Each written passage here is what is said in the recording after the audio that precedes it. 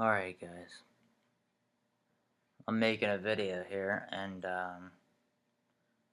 what I wanted to talk about, today is acceptance, through this process, accepting, that we're really screwed up right now and that our brains just aren't working properly. And it's a very hard thing to accept. It's extremely hard to accept. I mean, how do you accept, that your brain just doesn't work properly?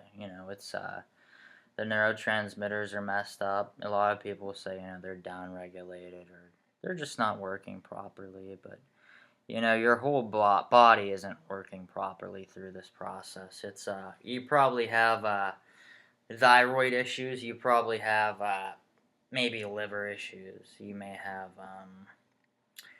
tons of vitamin and mineral deficiencies. You may have skin rashes. You may have pretty much anything you can think of.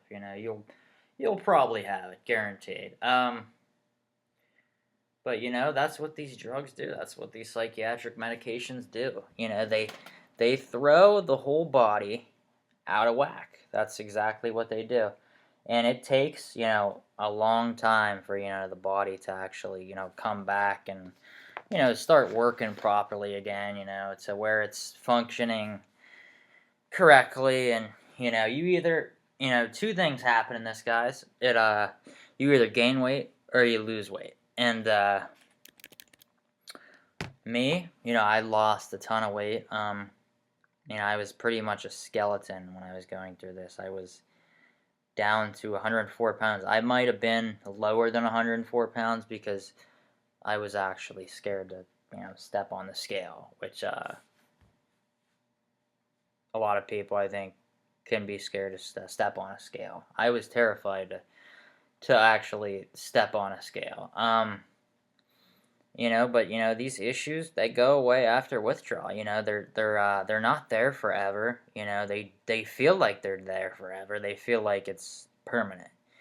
But permanent, is a strong word for this. As some people are terrified when they hear, this is permanent. I don't want to go through this for years, and I can't do this for another 2 years. I can't do this for another 3 years. People say, well. This is gonna be the only time you're gonna actually have to go through this. It's gonna be the only time you're gonna have to withdraw from benzodiazepines or psychiatric medications in general, as SSRIs or tricyclic antidepressants or antipsychotic medications or mood stabilizers or amphetamines or sleeping pills. The list goes on. After you're through with this, it's over. It's over. You don't have to do it again. You don't have to look back in 5 years or 6 years and be like, dude, I gotta do this again. It's over. It's done with. It's gone. So, your agoraphobia may be horrific right now. A lot of you people can't leave the house, or want to leave the house and you just can't do it. Completely normal. Don't force yourself in an extremely stressful situation. If you can push yourself out every here and there, maybe go to the park or, even sit down at the library, because no one's going to bother you at a library. No one at all. And, you'll be able to be alone and, you're just, no one will bother you. And, I think going to a library is something that should be done when you're withdrawing from these pills, not just benzos, but any psych med, because you're so sensitized. You're not used to engaging any type of social conversation. You're not doing that. You're learning what the world is like. You're learning that this world's evil. These psychiatrists do write prescriptions. They will write you anything you want, anything you desire. You could walk into any psychiatrist's office and say you want this, and there's a high percentage you're going to get it, or you're going to get another drug in the same class of what you asked for. And like I said, families don't understand this, and parents don't understand this. Sisters don't, brothers don't, cousins don't, uncles don't, sisters don't. No one really understands this unless they've been through it themselves. So this is what I'm trying to tell you guys, is to try to accept these horrific symptoms. A lot of you guys are in severe pain, and, some people can't sit still. Some people can't relax. I couldn't relax for years. I couldn't relax for years. I would sit there and I would say to myself, you know what, this is extremely criminal. I can't even believe something like this would go on. I can't believe that this is not, the biggest thing right now, which I seriously, in my own personal opinion, I think that this is the biggest thing that is a silent epidemic. This is a very silent thing. When you hear someone talk about heroin, this is a really big thing. Everyone knows about heroin. They say, oh, heroin. Well, heroin in the city is really, really bad. Well, heroin is an epidemic now. It's a very, very big thing. There's been so many overdoses in the recent 6 months. Was it been 6 months, or was it been a year? There's been tons of overdoses, actually. Some fatal, which is horrific. But we have to understand, this isn't about, which withdrawal is worse, heroin or benzos. I could comment on myself, and I could say, benzos is way worse than heroin, which I've never done heroin, so I don't know. But I've had a lot of friends and stuff go through the withdrawal of heroin, and, it's basically after a week, 2 weeks, it's over. Even a couple of days, I think, and you're just getting like a little bit of a craving to actually do it and to get the high. But, benzos is a whole different thing. It's a dependency. It's a dependency of, you need to take this to feel normal. You're not taking this to get high. You're not taking this to... I'm not saying there's people out there that don't take benzos to get high, because they do. Of course they do. But the people that are prescribed this drug, involuntary, which means involuntary means prescribed, voluntary means not prescribed. People that have been prescribed these drugs, involuntary, have a dependency, a serious dependency. It's actually a life-threatening dependency in some cases. Because these drugs, they work the same as alcohol. They could cause seizures, when coming off of them, or if they're stopped cold turkey. You should never stop benzodiazepines cold turkey in no way, shape, or form. Now, if there is people that cold turkey, don't get terrified, don't go into extreme terror and be sad, because even cold turkey people do heal. It just can take longer in some cases. Like I said, guys, this is a really slow process, and trying to accept these symptoms is the hardest damn thing that you're probably ever going to do. So, how I would accept this, I couldn't accept this, I tried to accept this, when I was withdrawing, through my journey, off benzos, I would, call the ambulance about 4 days a week, literally 4 days a week. And the ambulance driver would come here, and he would say, listen, man, you're alive, man, your vitals are fine. Your blood pressure's just a little high, and you can't keep calling us. And I would sit there in complete terror and be like, well, you know what, just don't leave right now. Just don't leave me right now. Like, I would say this to the ambulance people, and they would seriously look at me like I was probably on some type of drug, because I was so paranoid. I was paranoid that this is it. My anxiety is horrendous, because your anxiety on these pills is jacked to the stratosphere of, like, Jesus Christ. I mean, it is so freaking high. I mean, my heart rate would just be out the roof all day.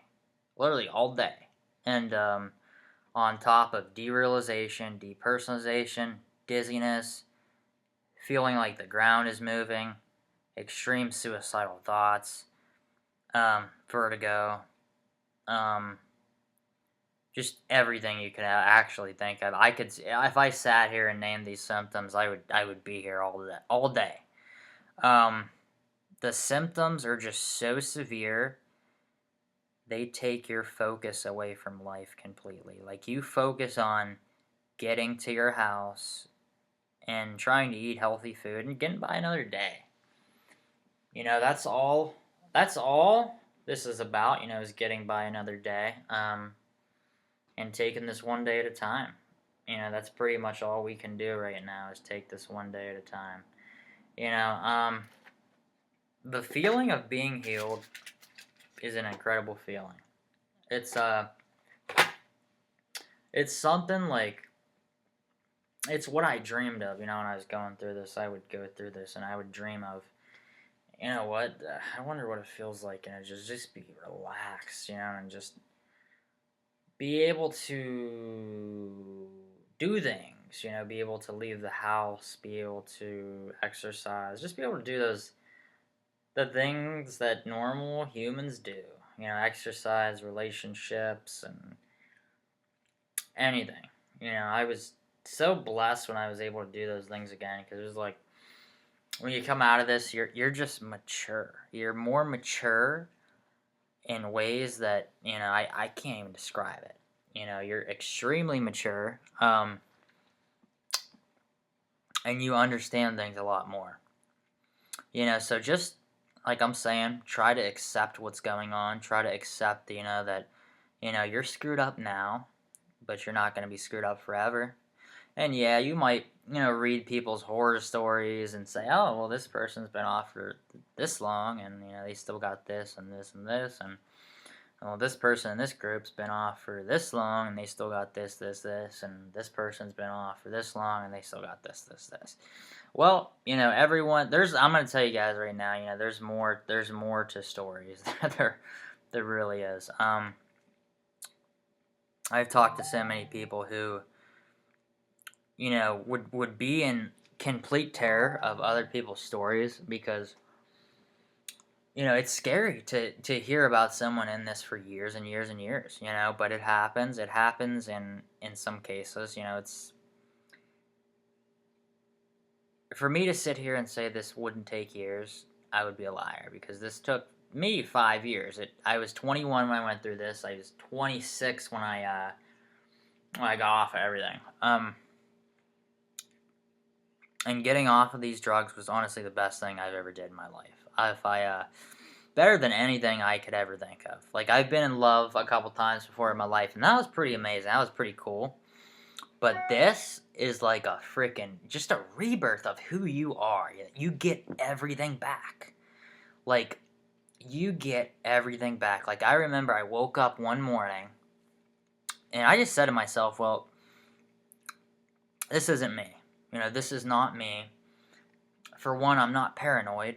For two, I never even had much anxiety before this. I didn't even have anxiety. I might have had some social anxiety when I met people at certain times, but hey, that's normal for life, I wasn't me. And I was so mad, I would just wake up every day and just look at myself, and I'd say to myself, you are deteriorating as a person. You are not Anthony Kalis, the person that you used to be at all, because I was not me. And people would come here, and they would come to my house and say, you know what, you're just not you. And that would really make me sad, because I knew I wasn't me. I wasn't me at all. The drug changed my brain. The drug made me extremely sensitive. The drug took away things from me. The drug caused apathy, which you don't have interest in things. You don't have interest in TV, or interest in going shopping, getting your nails done, or getting your hair done, or buying clothes, or that interest, that feeling of, you know what, I'm going to go and do this, I'm going to go to the fair, I'm going to go to the festival. You don't have that anymore. And when you take that joy away from someone, it is common sense, that a person will become suicidal, because they don't have, the joy in life. They don't have that joy, that happiness, that feeling that us humans have. You know, because the frontal lobes of the brain, you know, are cut off, and that's what the psych meds do. It's a lobotomy. That's what it is. Is it a permanent lobotomy? No. No. Mm-mm. Not at all. Because my brain, I'll tell you something. My brain was so screwed up when withdrawing, I couldn't tie my shoes. I couldn't put on my jeans. I couldn't cook any food if it was like for the life of me. Because I couldn't figure things out. Like, my brain was just so... If you gave me like a bank card or a credit card to put in numbers, I seriously couldn't do it. I mean, I couldn't do it at all. And it's, you know, everyone uses a credit card. You know, it's normal in life, you know. Everyone uses a credit card. You might have just used a credit card tonight if you're watching this video. I couldn't put the numbers in. I couldn't focus. You know, I just couldn't. Things were blurry. I would have like visual snow. There would be like little dots everywhere. I would have so much dizziness. I mean, when you're getting all these symptoms, you know, you have to just accept this and accept that I'm screwed up now, but I'm not screwed up forever. You know, and I'm going to get my life back and I'm going to be healthy again. I may look like hell right now, and you may look like hell right now. You may have gained 25 pounds. You may have lost 22 pounds. And you just don't like the way your body looks. Well, that's definitely common in this. That's normal in this. You have to actually accept that and say to yourself, well, I look like shit now, but just wait till I'm better. You know, wait till I'm better. And that's the beauty of it. That's the beauty of it. I could smile at it now. But when I was going through it, it was like, I can't stop crying. You know, I can't stop crying because I want to be able to go do things. You know, I want to be able to get some happiness, you know, and I can't get that, you know. And the hardest part of this is accepting this, accepting the symptoms, accepting how long it will take. And I'm going to tell you something, if peer support groups keep you going in this life, if people that have been through this can motivate you in any type of way, because I'm going to tell you, a lot of people that go through this, they're out. They don't even make videos. I mean, they're gone. They're out. They're on with their life. They're gone. I mean, it's understandable, you know, but I personally don't think I can do that, you know, because it's just been one hell of a ride. It's been a ride. Like I said, it's been a ride. I wouldn't wish upon my worst enemy. And accepting this all.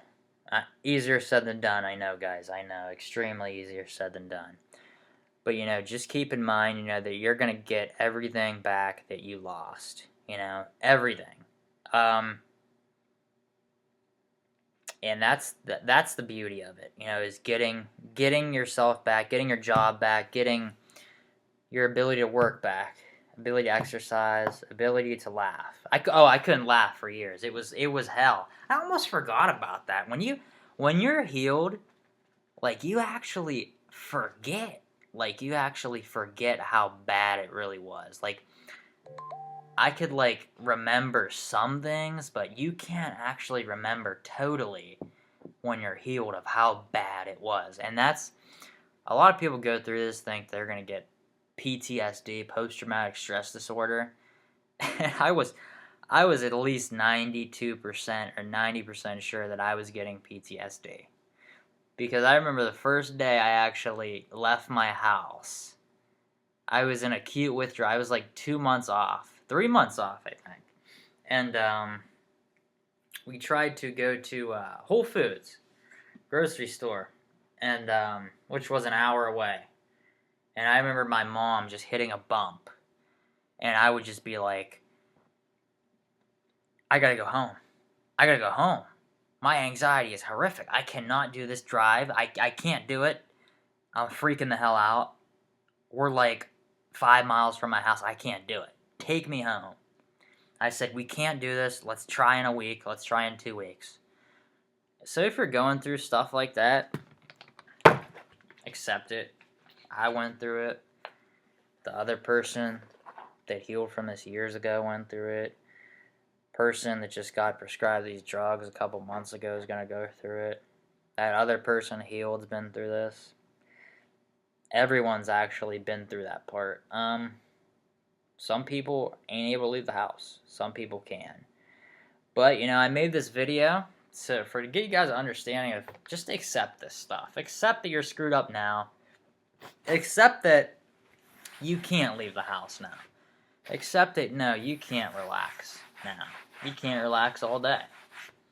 You can't go outside. You can't go exercise.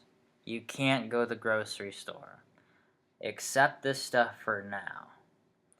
But when you're healed, the gifts come back. Everything comes back. I'm going to make another video regarding on how it actually feels to lose yourself for years, to look and say, well, I wish I had that person back, and I'll do anything for that person back, and to actually have it all come back. It's something I can't describe it. I can't describe it. Until you guys see it, which you guys are all going to see it eventually, it's a gift. It's a gift. The body is so healing. It can heal from diversity. It can heal from extreme things. And, like I said, guys, I'm going to make another video. And, this video is to get you guys to understand, just accept everything. Accept these symptoms. Accept the nightmares. Nightmares are a great sign.